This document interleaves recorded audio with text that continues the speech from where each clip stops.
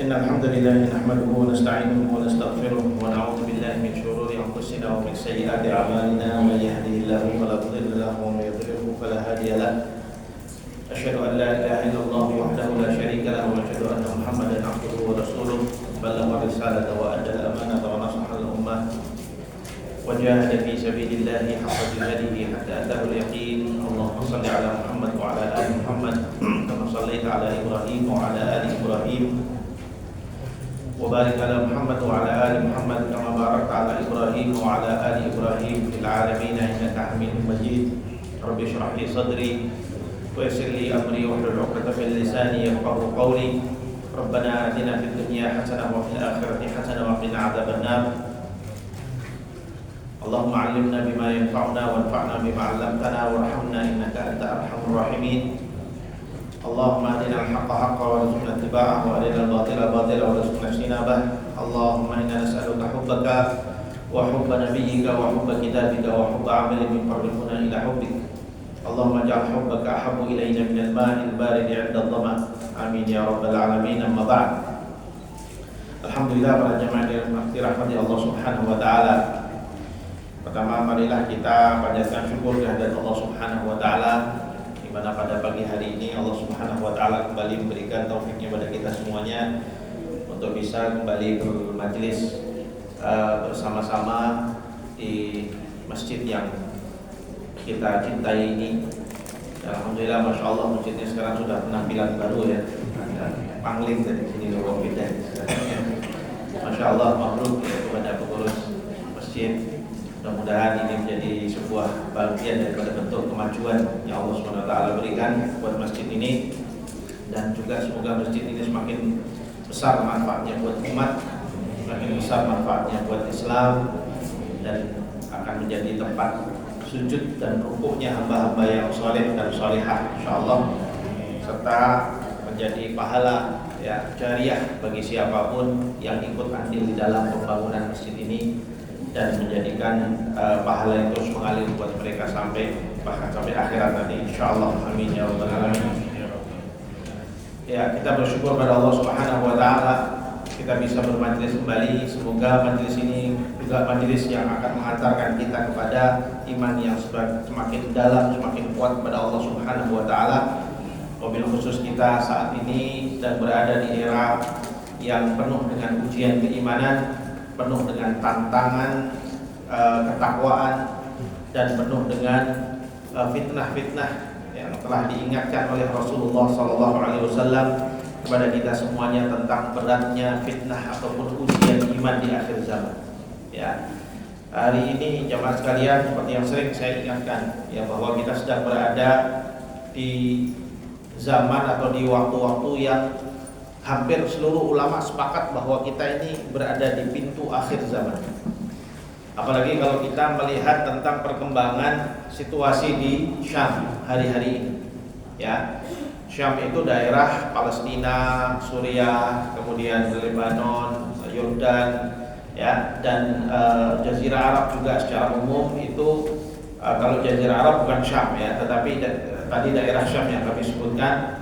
Ya, dan juga begitu kalau kita memantau perkembangan hari-hari ini di Timur Tengah secara umum, masya Allah, ya banyak hal yang kalau kita lihat dari hadis-hadis Nabi SAW itu sudah semakin kelihatan, Pak. Ya, tanda-tandanya itu semakin kelihatan. Tapi namun demikian memang kita tidak boleh tergesa-gesa untuk mengatakan oh berarti ini adalah janji Rasulullah yang itu. Wah, berarti Dajjal sudah muncul nih, sudah lahir.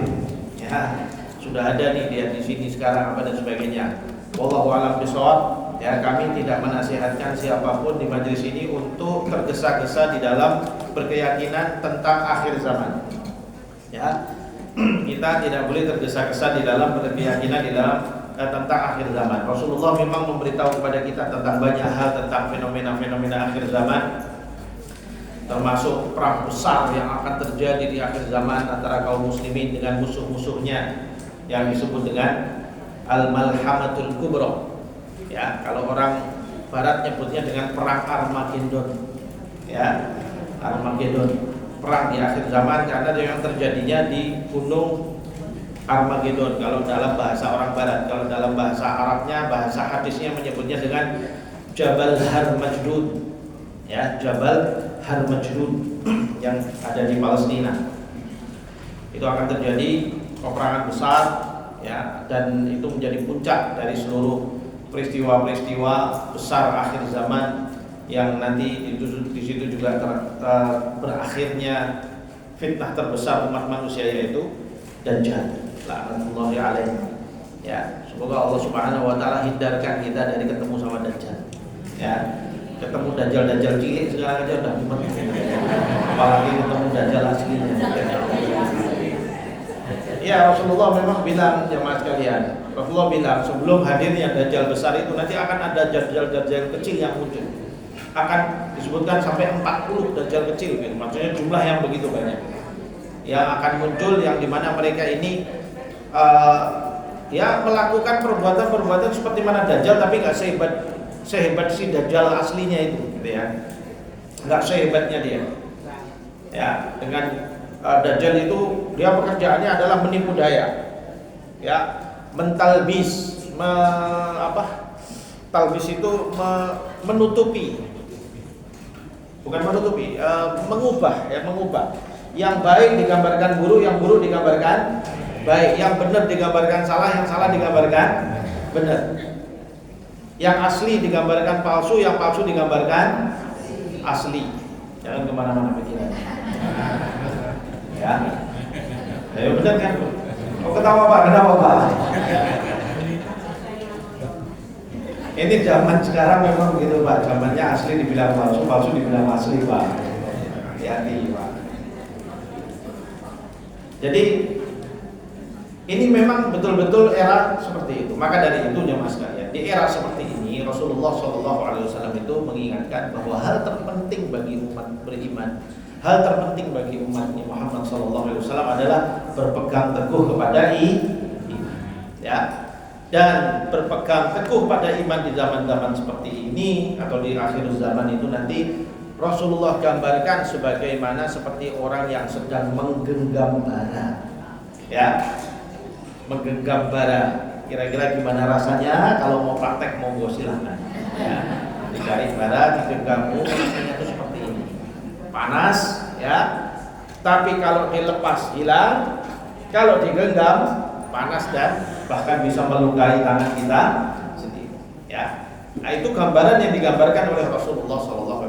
Artinya apa? Ada perjuangan, tuntutan perjuangan yang begitu besar kepada orang-orang yang saat ini dan di saat-saat nanti, saat datang fitnah akhir zaman nanti itu, untuk berpegang teguh kepada keimanan mereka. Nah, maka dari itu kalau keimanan di dalam diri, di dalam jiwa ini tidak kokoh, tidak kuat, maka akan mudah untuk tercabut. Ya, tercabut dengan tipu dayanya syaitan, tercabut dengan tipu dayanya Dajjal, tercabut dengan berbagai macam talbis yang ada di zaman itu yang menggambarkan benar seakan-akan salah, salah seakan-akan benar. Fitanun kaqita'il lailil mudlim yusbihu ar-rajulu mu'minan wa yumsi kafiran aw yumsi mu'minan wa yusbihu kafiran yabi'u dinahu bi'aradin minan dunya, kata Rasulullah. Ya, zaman yang penuh dengan fitnah, seperti gelapnya malam, ya, seperti potongan-potongan malam, qatita'il lailil mudlim, begitu kata Rasulullah SAW. Jadi kalau malam gelap, petang dedet, itu ya istilahnya kalau bahasa Jermannya. Itu kalau kita melihat kemanapun yang kita lihat adalah hitam, gelap, tidak kelihatan apa-apa. Ini kalau petang dedet, sini ada AC, sini ada alat-alat, ini nggak kelihatan semua. Mau melek seluas apapun mata kita, nggak akan kelihatan. Menggambarkan apa yang kemanapun arah yang kita melihat adalah hitam, gelap. Itu untuk menggambarkan betapa syadidnya, betapa kerasnya akhir zaman nanti. Mau lihat arah manapun di sana ada fitnah. Mau lihat arah manapun di situ ada talbisnya.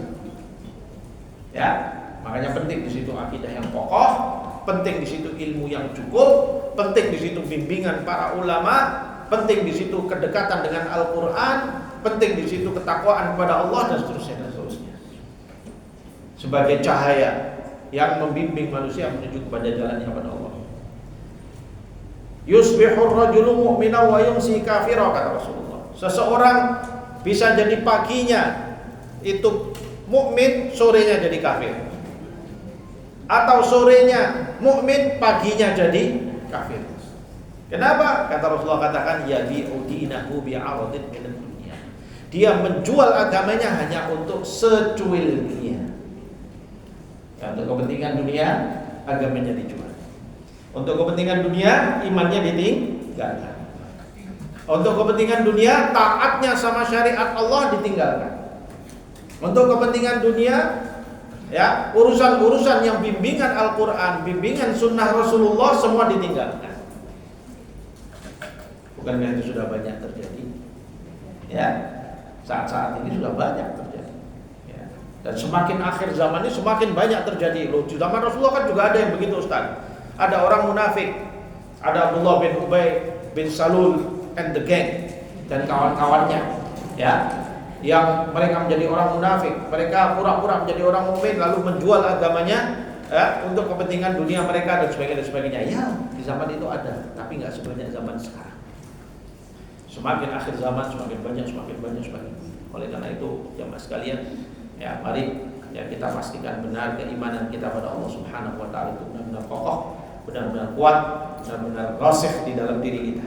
Ya, dan di antara sarana untuk menjaga hal tersebut yang pertama adalah ilmu. Karena iman itu akan kokoh di dalam jiwa seseorang dengan ilmu. Makanya ngaji akidah, ngaji iman, ngaji semuanya ngajinya juga harus benar, ngajinya kembali kepada Al-Qur'an dan sunnah yang benar. Ya, sekarang ini banyak ngaji juga sudah wallahu a'lam bishawab gitu ya. Ya, ketoke ngaji tapi malah belasuk. Malah mencabut keimanan. Katanya ngajar tauhid tapi malah ngajari syirik. Oleh karena itu mintalah selalu ya doa pada Allah Subhanahu wa taala supaya Allah selalu membimbing kita kepada jalan yang diridhai oleh Allah Subhanahu wa taala. Makanya doa pagi dan sore kita selalu minta sama Allah 5 waktu kita doa. Allahumma arinal haqqa haqqan warzuqna ittiba'ah wa arinal batila batilan warzuqna ijtinabah. Ya Allah, tunjukkan kepada kami kebenaran itu terlihat kebenaran bagi kami. Dan berilah rezeki pada kami bisa mengamalkannya. Dan tunjukkanlah kepada kami kebatilan itu terlihat batil kepada kami. Dan berilah kami rezeki untuk menghindarinya. Itu doa kita minta sama Allah. Ya. Nah, oleh karena itu jemaah sekalian, ngaji itu hal pertama yang penting, belajar dengan ilmu. Yang kedua, sarana penguat iman kita adalah mulazamah tinggal bersama dengan sesama orang mukmin. Makanya ukhuwah imaniyah, ukhuwah islamiyah itu penting jemaah sekalian. Ya, dengan bisa ketemu teman ngaji, bisa ketemu teman yang bersama-sama sini duduk kita belajar Al-Qur'an, kita belajar hadis, kita belajar apa di sini. Masya Allah, ini teman-teman soleh, solihah semua. Ya, mereka-mereka ini nanti yang akan mendoakan kalau kita mati. Ya, mereka ini yang akan mendoakan kita untuk keampunan pada Allah, untuk meletakkan kita di tempat derajat yang mulia di sisi Allah Subhanahu wa taala. Mereka mendoakan kita untuk Allah luaskan kuburan kita dan seterusnya. Makanya kalau punya teman soleh, jaga baik-baik. Jaga muamalah Anda dengan dia, jaga sikap Anda dengan dia, jaga hak-haknya dia. Ya. Jaga lisan Anda dengan dia, jaga muamalahmu dengan dia. Supaya apa? Supaya terus erat hubungan ukhuwah fillah, persaudaraan karena Allah. Yang ini semua akan menjadi persaudaraan yang Allah temukan kita di dunia, yang akan abadi sampai kepada akhirat. Ya, orang beriman itu begitu. Makanya kalau punya teman soleh itu pegang baik-baik. Pesan Imam Syafi'i demikian. Kalau Anda bertemu dengan seorang teman yang mendorong dan mengajak Anda untuk taat pada Allah, maka peganglah erat-erat. Karena sesungguhnya mendapatkan teman yang mengajak pada taat pada Allah itu sulit. Banyaknya teman hanya boleh kepentingan duniawi. Ya, banyak orang mau berteman sama kita pasti hitung-hitungan. Aku itu apa nih, aku kancanan karo kowe. Ya. Pasti seperti itu, hanya kepentingan itu yang banyak. Kalau nggak ada kepentingan apa-apa, nggak mau dia temenan sama kita. Ya. Jarang orang berteman dengan seseorang, mencintai seseorang, lalu dekat dengan seseorang, bersahabat dengan seseorang hanya karena dia soleh, karena dia solihah, ya, saya ingin berteman dengan dia, supaya kalau saya salah ada yang nasihati saya, supaya kalau saya melenceng ada yang meluruskan kembali sama saya. Ya, tawasau bil haqqi, tawasau bis sabr. Berpesan-pesan pada kebenaran, berpesan-pesan pada kesabaran. Ya, makanya untuk ukhuwah itu bisa terjaga, jemaah sekalian, ya, itu akan apabila terjaga dengan baik maka akan menguatkan keimanan. Karena orang mukminin itu apabila mereka hidup bersama-sama, mereka akan menjadi kuat. Imannya terjaga, sama-sama terjaga, jadi istiqomah di jalan Allah sampai kepada dipanggil oleh Allah dalam keadaan husnul khatimah insyaallah. Ya, mudah-mudahan Allah kuatkan kita semuanya insyaallah. Baik, jemaah sekalian. Mukadimahnya kepanjangan, sudah datangnya telat pakai mukadimahnya. Baik, sekarang kita mau meneruskan pembacaan kita dari kitab Tauhid yang kita kaji di majelis kita ini. Masya Allah, majelis sudah setahun ya? Sudah belum ya? Sudah ya? Ini yang dari awal sampai di sini.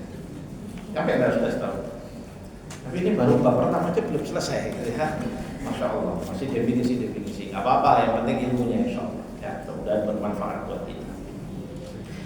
Kemarin kita masih di bab pertama yang dari kitab Tauhid ini, yaitu pembahasan tentang al-inhiraf fi hayatil basyariyah, penyelewengan yang terjadi dalam kehidupan manusia. Sejak awal kita sudah ceritakan tentang bagaimana ya bahwasannya aslinya manusia itu dilahirkan dalam iman, lalu syaitan lah ya yang mengubahnya dia menjadi tidak beriman ya. Nanti syaitan itu akan menggunakan siapa? Di antaranya menggunakan kedua orang tua. Sebagaimana Rasulullah SAW sabdakan, kullu mauludin yuladu 'alal fitrah fa abawahu yuhawidanihi aw yunassiranihi aw yumajjisanihi. Semua yang dilahirkan itu dilahirkan di atas fitrah. Fitrah itu adalah iman. Fitrahnya makhluk Allah yang namanya manusia ini beriman pada Allah Subhanahu wa taala. Ya, fitrah kita itu.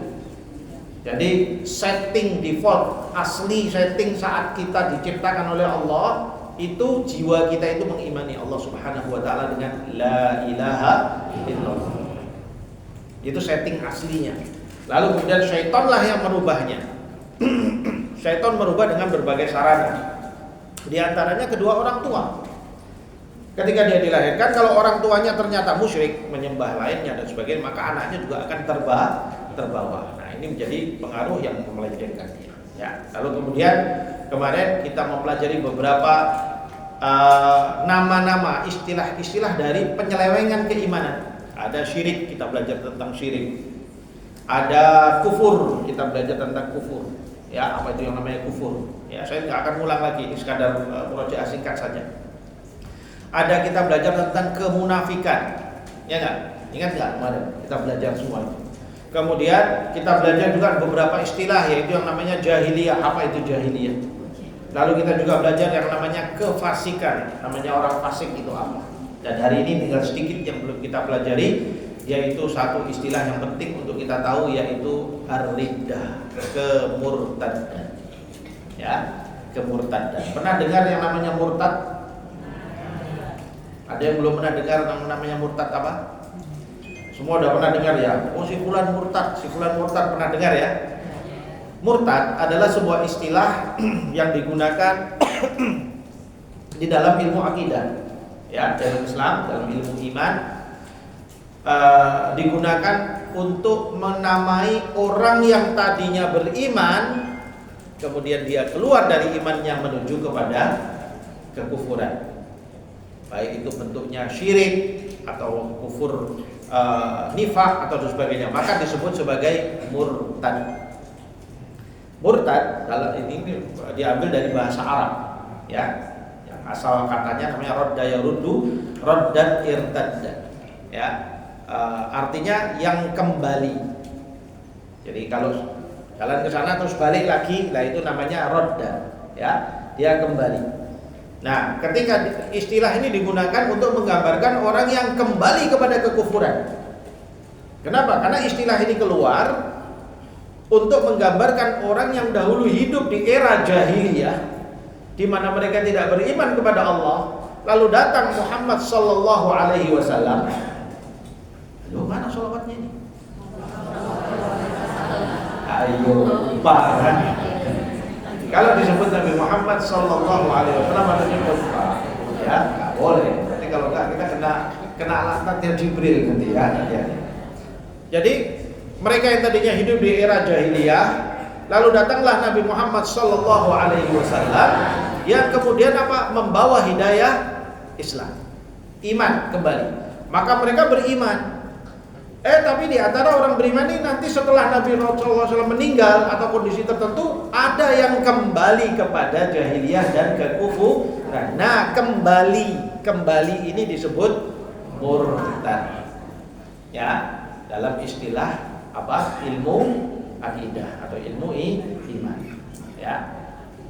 Nah, kalau kita kembalikan kepada asli ciptaan manusia seperti yang tadi diterangkan di awal, memang istilah ini nggak tepat.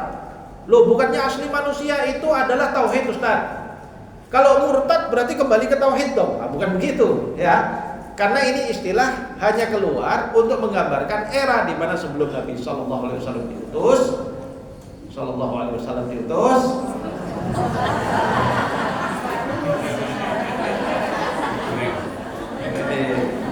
Angel pentoyo yo selawat tadi. Ya, sebelum Rasulullah SAW diutus, lalu kemudian apa? Ya nggak harus gitu juga toh Bu. Sholawatnya teriak-teriak, kalau biasa aja. Sallallahu Alaihi Wasallam. Dah gitu aja. Ya. Tapi itu harus dibiasakan. Kalau nggak dibiasakan nanti lali. Ya. Baik. Untuk menggambarkan era ini, ya kondisi. Maka istilah ini disebut dengan istilah murtad. Sehingga setelah diutusnya Nabi Muhammad SAW sampai kepada sekarang, yaitu ketika zaman kita ini kalau ada orang ya dia berpindah agama dari Islam menuju kepada kafir, maka kita sebut dengan istilah murtad. Ya. Terus kenapa kok kita harus belajar murtad? Nah, kita kan temanya babnya sedang membahas tentang hal-hal terkait dengan kekufuran. Saya ingatkan kembali, kita belajar ini buat apa toh Ustaz? Kita belajar ini supaya kita menghindarinya. Karena selain belajar itu mempelajari tentang ilmunya, kita belajar wudhu nih, belajar bagaimana cara wudhu, tapi juga harus tahu dan harus diajarkan apa yang membatalkan wudhu. Karena kalau enggak bahaya nih.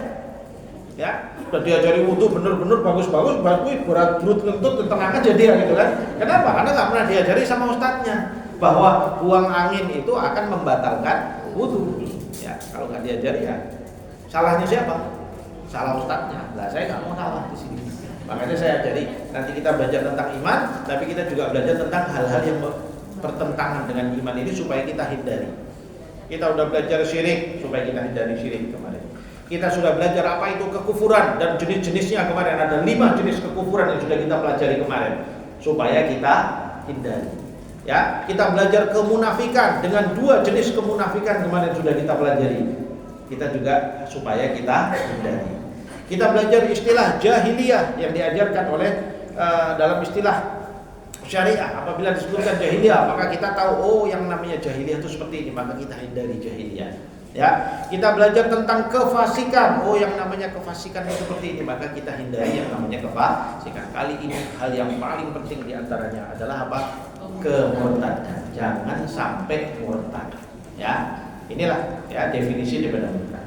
Baik, lalu kemudian para ulama di sini beliau mengatakan di dalam kitab ini, beliau mengatakan ar-riddatul lughatan ar-ruju' wa fil istilah hiya al-kufru ba'da al-islam. Yang namanya murtad artinya adalah kembali. Tadi sudah saya terangkan di awal.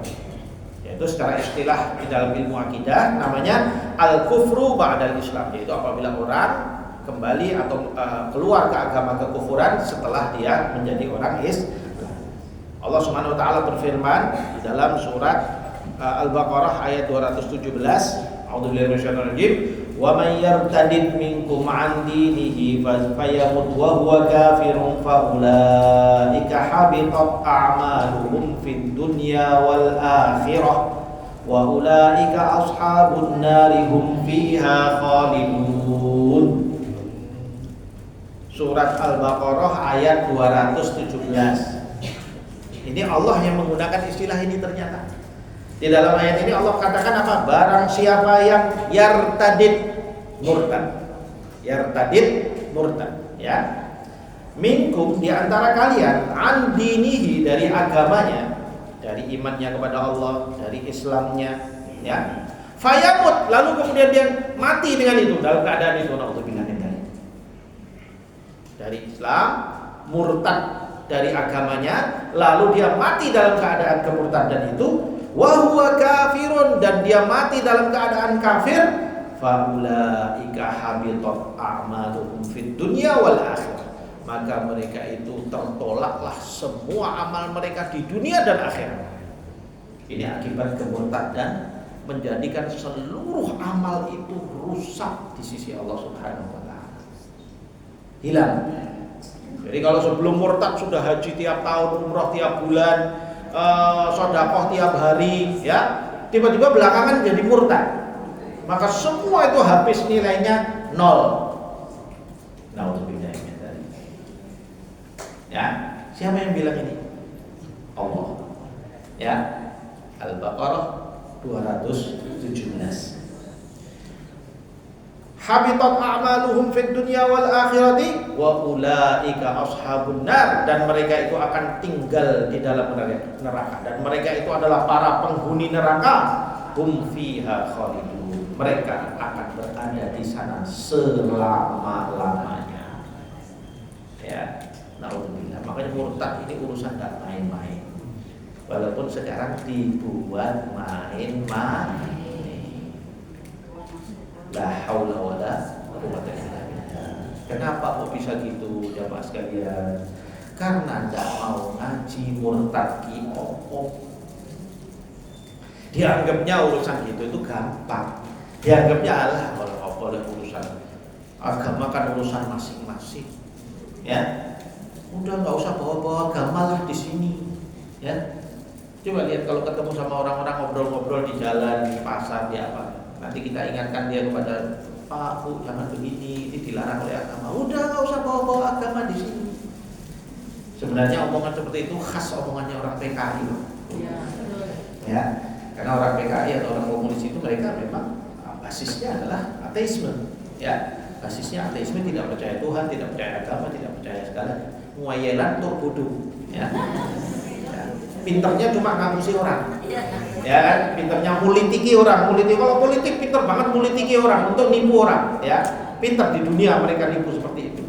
Tapi kalau sudah urusan dinullah, urusan kebenaran, mereka bodoh untuk itu, ya. Lalu kemudian orang semua diajak supaya udah nggak usah bawa-bawa agama. Kalau bawa-bawa agama nanti kita akan terpecah belah. Sejak kapan Anda mau memecah belah orang?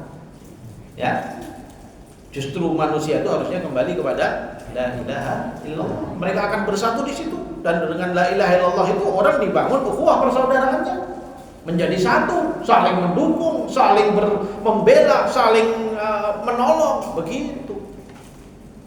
Nah itu buktinya Ustaz, sekarang Gaza itu dibiarkan sama saudara-saudara muslimnya. Justru itu, tanyalah pada diri Anda sendiri, kok ada muslim membiarkan saudara muslimnya dia apa dibunuh sama orang kafir? Jangan-jangan,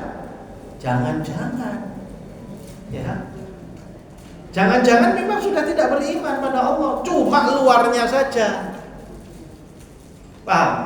Karena orang beriman, makanya ini tuntutan kita. Kalau kita diam terhadap apa yang terjadi pada saudara-saudara kita di Gaza hari ini, apa kita diam terjadi ini hari ini, saudara-saudara kita di Pakistan juga lagi perang nih, sama India, sama Hindu. Ya, entah apa yang akan terjadi. Mudah-mudahan Allah lindungi mereka, Allah jaga. Lah kita kan nggak bisa bantu apa-apa, Ustaz. Doa bisa, doa itu gratis, ya. Doa. Pertanyaannya, apakah sudah ada doakan saudara Anda di setiap setelah sholat Anda buat saudara-saudara kita? Kalau belum, ya itulah diri Anda. Ya, nah, mulai sekarang, nanti habis ini dimulai. Setiap habis sholat jangan lupa selipkan sedikit saja, enggak 2 detik, 3 detik.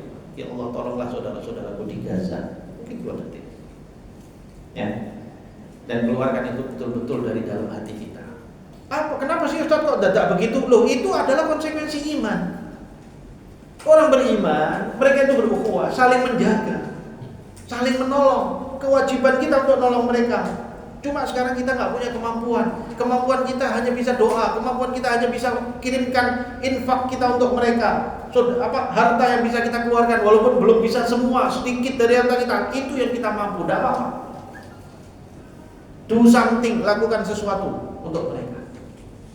Ya, semampu kita. Allah yang akan menilai itu. Tapi kalau Anda diam, Anda tidak peduli, pateni rapateni syukur. Kan ada yang syukur ki. Orang beriman, masya Allah, Ustaz. Ya, syukur ki bu. Saya itu nggak habis pikir sama Ustaz model kayak gitu. Ini ki Ustaz. Saya mau misal tapi nggak boleh di sini. Nggak boleh ya, bisa juga nggak boleh. Saking marahnya. Kok tega membiarkan saudara-saudara di sana itu, ya? Dengan kata-katanya yang menggambarkan seakan-akan perjuangan di sana itu lah penyebab kehancuran saudara-saudara di sana. Dia nggak melihat musuh yang dilawan itu siapa. Model begini ini kalau nggak dia yang dibeleh sama Yahudi, dia nggak akan paham. Dia nggak bisa menyadari. Kenapa sih kok bisa begitu? Aslinya, ininya, imannya lemah. Ya, tidak ada rasa persaudaraan sesama kaum mukminin kepada sesama kaum muslimin. Nggak ada persaudaraan. Dan itu menunjukkan iman yang lemah. Orang kalau nggak punya iman di dalam hatinya, dia nggak punya rasa persaudaraan sesama kaum mukmin. Karena orang mukmin itu, ya, orang mukmin laki-laki dan perempuan itu ba'duhum awliya'u ba'dhin. Ya. Mereka semua saling berwali, maksudnya saling menyatu, berkeluarga.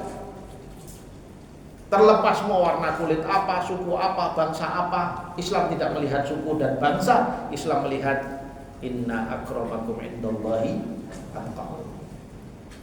Innamal mu'minuna ikhwatun. Itu yang dilihat oleh Islam. Ya. Jadi harus ada gerakan, harus ada semangat kita untuk bantu saudara kita. Ya. Kalau Anda tidak sepakat dengan strategi perjuangan mereka, boleh, tapi jangan sekarang bahasnya. Bukan waktunya. Sekarang bahas gimana caranya melepaskan mereka dulu dari cengkraman musuh-musuh mereka yang jahat itu, penjajahnya. Mau bahas strategi apa? Ini kan salah mereka. Apa strategi ini kalau menurut salah-salahannya kapan nggak akan selesai. Anda tidak tahu kondisi di sana. Ya. Tapi Anda berbicara, mending kalau Anda bantu perang di sana, Anda bantu aja nggak mau. Terus komentar dari Indonesia ini berapa ribu kilo nih ke sana. Model-model yang seperti itu. Ya. Jangan sekali-kali kita tajam lisan terhadap saudara kita. Doakan aja mereka. Anda tidak mau bantu dengan harta, bantu dengan doa. Anda bisa bantu dengan harta dan doa, lakukan. Anda bisa bantu lebih dari itu, lakukan. Demi iman kita kepada Allah. Ya. Baik. Maka jadi kemurtadan ini permasalahan yang sangat serius, ya. Sebagaimana yang Allah gambarkan dalam surat Al-Baqarah ayat 217 ini tadi. Kemudian beliau katakan wahia arba'atu aqsam. Dan kemurtadan ini ada 5 bagian, 5 bentuk. Yang pertama ar-riddatu bil qauli. Kemurtadan yang terjadi gara-gara ucapan. Hati-hati, ternyata iman itu bisa batal. Orang bisa murtad karena ucapannya. Salah omong, ada konsekuensi daripada omongannya. Apa contohnya? Kata beliau, kasabbillahi ta'ala au rasulihi sallallahu alaihi wasallam au malaikatihi au ahadin min rusulihi. Seperti orang yang mencela Allah, Rasulnya atau para malaikatnya. Ya, atau salah satu daripada para rasul-rasul. Kalau ada orang ngomong menghina Allah, menghina Rasulullah, menghina nabi-nabi umpamanya, maka ucapan itu adalah ucapan yang membawa konsekuensi kemurtadan. Ucapan itu membawa konsekuensi murtad. Ya. Tapi nanti ada satu poin yang akan saya sampaikan di akhir, jamaah sekalian. Jangan begitu dengar langsung begitu langsung kemudian langsung kafir, murtad. Nah, nanti dulu ya. Ada sebuah konsekuensi nanti harus saya sampaikan. Dimana kalau orang dia mengucapkan itu, ya, karena dia bodoh, dia tidak tahu, karena orang bodoh yang mengucapkan, jangan langsung dikafir. Karena ucapan yang keluar karena kebodohan maka tidak dihitung di sisi Allah Subhanahu wa taala. Ya. Tapi kalau yang berucap itu adalah seorang ulama, tiba-tiba menghina Rasulullah SAW, ya, seorang ulama tiba-tiba menghina Allah, umpamanya ini, seorang yang berilmu, ya, tiba-tiba menghina, maka kita katakan si fulan tidak mungkin dia jahil, tidak mungkin dia bodoh, ya orang pintar, profesor, doktor, kepalanya kempling, ya, udah sih kempling, masya Allah, gitu ya, masa sih dia nggak paham. Itu kita katakan berarti ucapan itu bagi dia sudah menjadikan kemurtadan. Udah urusan dia sama Allah Subhanahu wa taala. Paham ya? Jadi jangan gampang-gampang memurtadkan orang, ya, hanya karena perkataan. Walaupun orang bisa jatuh murtad karena perkataan. Ya. Kemudian au idda'a ilmil ghaibi au idda'a'in nubuwati au tasdiqi man yadda'iha. Nah ini. Atau orang-orang yang mengaku-ngaku, menyampaikan dengan lisannya, mengaku-ngaku mengetahui hal-hal ghaib. Kata Imam Syafi'i, kalau ada orang mengaku hal ghaib, ada dua kemungkinannya. Apa? Imma dia itu orang penipu, atau imma dia itu adalah orang kafir. Udah, dua saja. Apa hal ghaib itu? Hal ghaib itu adalah hal yang belum terjadi. Itu termasuk hal ghaib. Atau berbicara tentang makhluk ghaibiyah, lalu mengaku bisa melihat secara aslinya. Nah ini kan ada dukun tanda kutip. Sekarang kan kalau dukun-dukun zaman sekarang kan penampilannya ustaz kabeh. Serban sak lapangan, tinta apa celaknya kayak panda, ya, jenggotnya sak kaki, ya, jubahnya tongkatnya sampai melungker-melungker, ya. Lalu bilang, Ustaz, kalau baca nanti ta'awudnya ainnya tuh sampai mau nelen gulune dhewe. Ya. Ketoke Ustaz, tapi hati-hati. Ini diantara ujian iman zaman sekarang ini. Ya. Dia mengajarkan kesyirikan tapi ditalbis dengan seakan-akan itu tahu, seakan-akan itu amal ibadah. Hati-hati. Ya, lalu kemudian dia berbicara tentang hal-hal ghaib. Wah, di sini ada 7.000 jin, jentrek-jentrek di sini. Di sana ada 5. Wah, itu satunya menerangi saya. Loh, Ustaz tahu dari mana Ustaz? Saya bisa melihat. Loh, kami nggak bisa melihat. Wah, itu ilmunya belum. Kalau saya kan ilmunya udah tinggi. Ustaz semprul. Kan dia percaya. Kadzab, penipu, atau naudzubillah min dzalik, dia sudah murtad dengan ucapannya. Paham ya? Makanya hati-hati. Ya. Kedua, au iddi'a'il ghaibi au iddi'a'in nubuwah, atau mengaku jadi nabi. Nah ini penyakitnya orang sekarang iki ono-ono gitu ya. Ngaku nabi, ngaku jadi nabi. Ada orang di India itu ngaku jadi nabi, namanya Mirza Ghulam Ahmad. Ya, laknatullahi alaihi, semoga Allah melaknatinya. Lalu membawa ajaran baru, namanya ajaran Ahmadiyah. Di Indonesia lagi dilindung-lindungi, ya, dilindung-lindungi apalagi sama Menteri Agama yang kemarin sing hilangnya 20.000. Ada yang lihat nggak itu Menteri Agama kemarin? Ya. Wah, dilindungi, wah ini kebebasan berkeyakinan. Inilah bahayanya apabila jabatan dipegang orang jahil, ya, orang mudeng agama, orang iso basa Arab, orang iso maca kitab, tapi dadi menteri agama. Itu pantes sing akan difoto. Ya. Itu akibatnya apa? Ada Ahmadiyah dibela-bela. Ada apa lagi kemarin itu ya?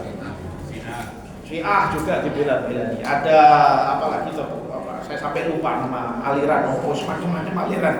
Di Indonesia ini gudangnya aliran. Ya. La haula wala quwwata illa billah. Mereka membuat aliran-aliran begitu yang sebenarnya sudah keluar dari Islam, tapi selalu nyantol kepada dinul Islam. Benalu, merusak dari dalam. Ya, ada yang ngaku nabi, ya, ada yang bilang saya sekarang nabi baru, saya bawa ajaran Nabi Muhammad, pembaruan, new version of ajaran Muhammad. Apa ajaran barunya? Oh, kita nggak perlu sholat 5 waktu. Oh, kita kalau mau puasa nggak usah ngelihat bulan, ngelihatnya laut. Urusannya sama laut. Ya. Oh, kalau mau puasa kita cuma telepon sama Allah. Allah Tapi kalau ditanya, loh Bapak agamanya apa? Oh, saya Islam. Loh, Islam kan nggak ngajarin begitu, Pak. Ini versi barunya. Loh Bapak berarti ajarannya dari mana? Loh saya yang bawa. Loh Bapak dapat dari mana? Saya dapat dari Allah. Wahyu di kalbu saya. Lewat telepon. Ya. Wahyu di kalbu saya. Saya bilang, atau kita bilang pada orang seperti itu, maaf Bapak murka. Ngaku ya. Orang yang mengaku dapat wahyu, yang mendapat wahyu Allah itu hanya para anbiya wal mursalin, ya. Yang mendapat wahyu itu hanya para nabi-nabi dan rasul. Ya. Selain mereka tidak. Nah, kalau ada orang ngaku dapat wahyu, berarti ngaku nabi. Ngaku nabi adalah kemurtadan bil qaul, dengan ucapan. Paham ini jemaah? Oke. Jadi kalau ada orang ngaku nabi jangan diikuti. Ya. Nabi terakhir kita adalah Muhammad sallallahu alaihi wasallam. Ya. Dia akhirul anbiya wal mursalin, penutup. Tidak ada lagi setelahnya nabi-nabi dan rasul. Tidak ada ajaran baru. Ajaran yang dibawa adalah apa? Islam. Al yauma akmaltu lakum dinakum wa atmamtu alaikum ni'mati wa raditu lakumul Islam dinan. Hari ini kata Allah Subhanahu wa taala, sudah kusempurnakan bagi kalian agama kalian. Ya. Dan aku ridho Islam menjadi agama kalian. Sudah terakhir. Bahkan Rasulullah SAW pernah mengatakan, kalaulah Musa itu hidup lagi di era zamanku ini, pastilah dia akan mengikuti agamaku. Kenapa kok Musa yang disebut? Karena Nabi Musa bawa kitab, yaitu Taurat. Ya. Kalaulah Isa alaihissalam hidup di zaman Nabi Muhammad, maka akan mengikut agama Nabi Muhammad, dan begitulah yang akan terjadi nanti. Nanti di akhir zaman Nabi Isa alaihissalam akan diturunkan oleh Allah Subhanahu wa taala ke bumi lagi. Ustaz tahu dari mana Ustaz? Rasulullah yang bilang. Jangan bilang nanti, wah Ustaz ngaku ilmu ghaib, bukan, ya. Ini Rasulullah, hadisnya sahih, mau dibaca ada di Sahih Bukhari dan Muslim. Ya. Bahwa nanti di akhir zaman ketika era Dajjal lagi kuat-kuatnya itu, ya, Allah akan menurunkan Isa alaihissalam di masjid, salah satu masjid putih, masjidnya kaum muslimin di timur kota Damaskus. Ya. Dan masjid itu insya Allah sudah ada di sana sekarang. Diperkirakan masjid itu ada masjid di timur Damaskus itu. Ya. Dan dia akan sholat di sana bersama kaum muslimin dengan cara sholatnya orang Islam. Berarti apa? Beliau mengikuti syariatnya Muhammad sallallahu alaihi wasallam. Ya. Lalu kemudian beliau bersama dengan kaum muslimin saat itu berperang melawan Dajjal dan pasukannya, sampai kemudian kemenangan diberikan oleh Allah, sampai Nabi Isa itu nanti ketemu sama Dajjal di gerbang Lut namanya. Gerbang Lut itu salah satu kota di pinggiran kota Tel Aviv. Saat ini ada satu tempat namanya Lut, dan tempat itu adalah pintu masuk untuk ke kota Tel Aviv. Ya. Jadi nanti kalau mau lihat-lihat peta, monggo silahkan. Lut, LODD, itu tulisnya seperti itu di peta Google Map. Ya, itu daerah namanya Lut, dan itulah yang diperkirakan, ya, karena Rasulullah menyebut dalam hadis itu sebutan langsung kota Lut begitu. Ya, subhanallah. Ya, Rasulullah itu la yantiqu 'anil hawa in huwa illa wahyu. Rasulullah tidak berucap dengan hawa nafsunya, semua adalah wahyu, dan Allah Maha tahu dengan apa yang akan terjadi di masa depan. Ya. Nah, ketika di situ perang, Dajjal delik dikejar-kejar sama Nabi Isa, terus ketemu Mak Jreng, nah sudah langsung ketemu, langsung dibunuh sama Nabi Isa. Dalam hadis diceritakan, Dajjal ketika melihat Isa itu dia langsung meleleh seperti garam kena air. Ya, itu digambarkan oleh Rasulullah demikian. Tapi nanti bentuknya gimana dan sebagainya, saya juga nggak tahu. Nanti kalau kejadian itu ada dan kita melihat sendiri baru, oh begitu toh, meleleh seperti air. Ya, seperti garam kena air itu begitu. Ya, Rasulullah Shallallahu Alaihi Wasallam berucap dengan wahyu. Jadi kalau ada orang ngaku Nabi, namanya murtad dengan apa? Ucapan. Hati-hati. Orang mengaku tentang hal-hal ghaib, mengetahui hal ghaib, ya, aku bisa ketemu Nabi Muhammad dalam keadaan ghaib, ya, dalam keadaan yaqdhah. Yaqdhah itu sadar, ya. Kemudian ngaku, kemudian bilang saya ke kuburan Nabi, lalu Nabi keluar dari kuburannya. Kemudian dia mencium lutut saya. Siapa elu? Ya, aku dicium lututnya. Lah sahabat Nabi, nggak ada riwayat Rasulullah nyium lututnya Abu Bakar. Ya, As-Siddiq radhiyallahu anhu. Orang yang paling dicintai oleh Rasulullah. Apa ada riwayat Rasulullah pernah nyium lututnya? Tidak ada Pak. Berarti dia lebih baik dari Abu Bakar. Ya, orang-orang ngawur ini kadang-kadang terus kayak gitu tuh.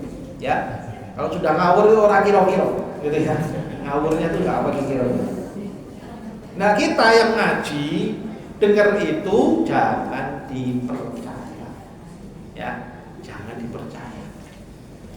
Ustaz lah, terus orang yang ngomong kayak gitu itu gimana Ustaz? Ya kalau dia berbicara itu karena kebodohan dan hawa nafsunya, maka tidak langsung kita katakan, oh berarti dia murtad Ustaz. Ya enggak juga, enggak langsung begitu-begitu juga. Terus gimana? Kalau dia bertobat dengan itu, mudah-mudahan dia kembali kepada Islam.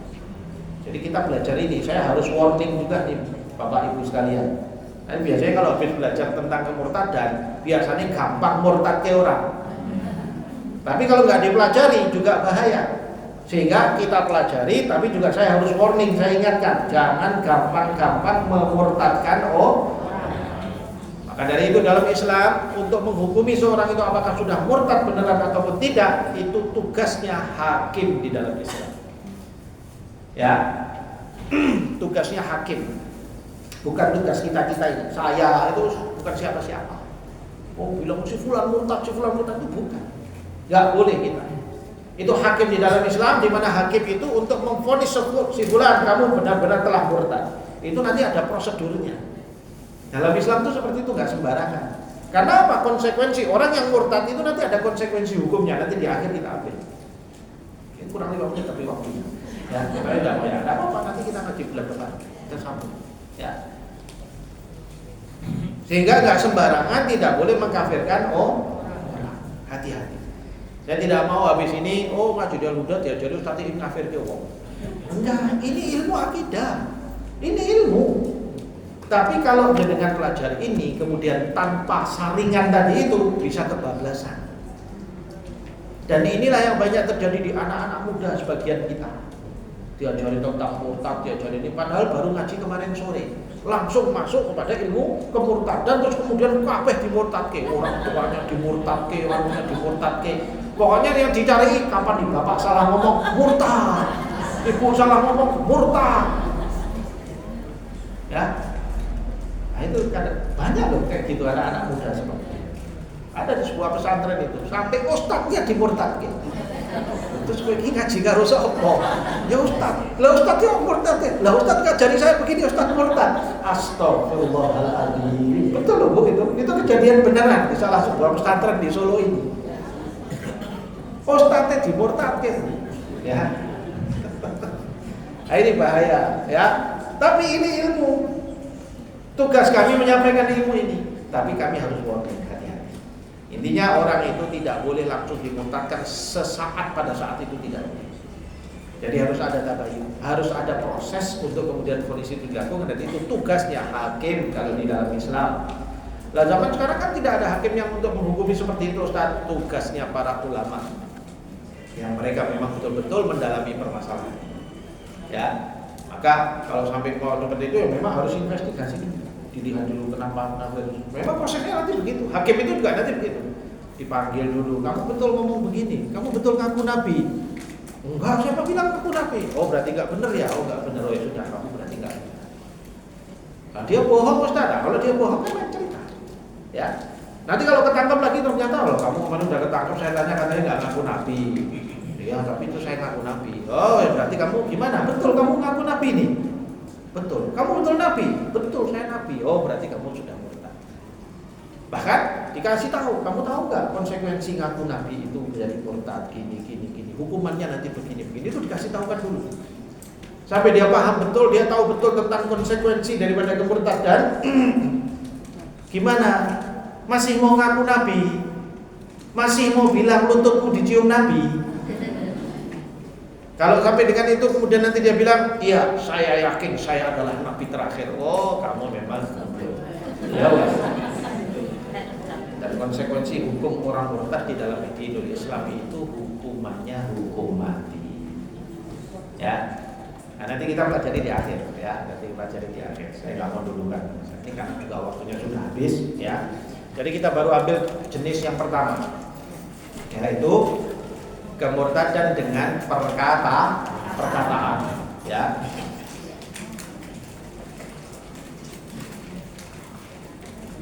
Ini pertama aja belum selesai loh Bu, dan ini Pak. Ya, nggak apa-apa ya, sedikit-sedikit ya. Insyaallah mudah-mudahan yang sedikit ini bermanfaat buat kita. Pokoknya saya cuma mau ngingetin habis ini jangan gampang-gampang ambil KO. Tapi bahwa kemurtadan itu ada di dalam Islam, cuma kita jangan gampang-gampang mengkafirkan orang. Mari kita pelajari permasalahan ini lebih mendalam dan lebih jauh dan lebih kita pahami dengan baik supaya kita hindari.